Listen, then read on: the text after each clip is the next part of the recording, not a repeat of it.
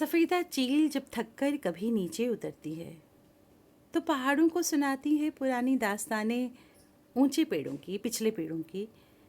वहाँ एक देवदार का पेड़ हुआ करता था, बहुत ऊंचे कद का। वो ना बादल बांध लिया करता था, कभी पत्तों की सूरत तो कभी दोशाले की सूरत उनको ओढ़ लिया करता था।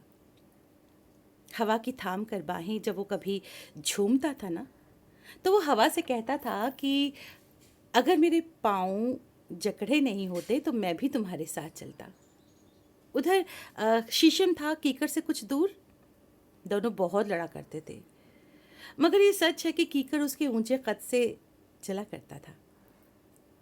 सुरीली सीटियां बजती थी जब शीशम के पत्तों में, तो परिंदे बैठकर उसकी शाखों पे उसकी नकलें किया करते थे। वहाँ एक आम का पेड़ भी था जिस पर बरसों से कोयल आती रहती थी जब उस आम के पेड़ पर बोर लगते थे। उधर दो तीन गुलमोहर भी थे, अब सिर्फ एक ही है, और वो अपने जिस्म पर खोदे हुए नामों को सहलाता रहता है।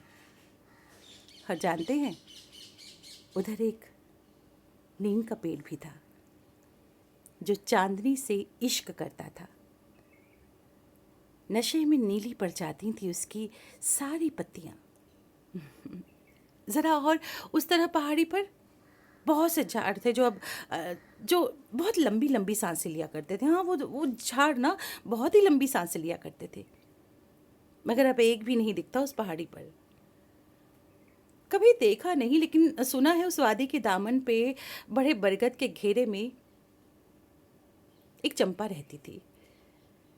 जहाँ से काट ले उसको कोई, वहीं से दूध निकलता था। कई टुकड़ों में बेचारी गई थी अपने जंगल से। सफ़ेदा चील एक सूखे पेड़ पर पहाड़ों को सुनाती है पुरानी दास्तानें पेड़ों की, जिन्हें इस पस्त कद इंसान ने काटा और गिराया है।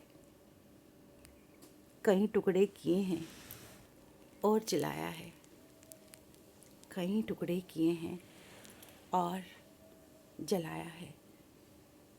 सफ़ेदा चील एक सूखे पेड़ पर बैठी पहाड़ों को सुनाती हैं पुरानी दास्तानें, ऊंचे पेड़ों की। कितना खूबसूरत लिखा है गुलजार साहब ने ये।